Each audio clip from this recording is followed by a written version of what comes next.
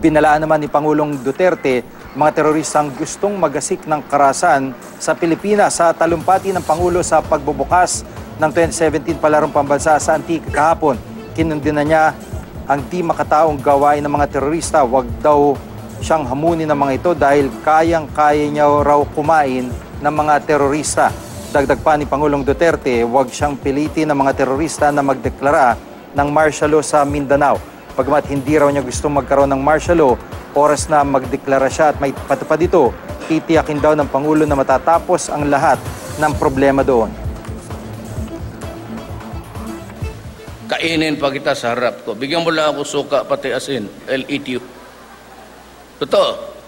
Pagalitin mo ako.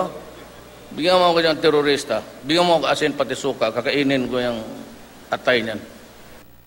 It's raging.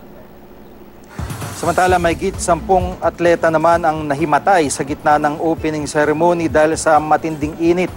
Agad na rumisponde ang mga nakastandby na medical team sa lugar para magbigay ng first aid.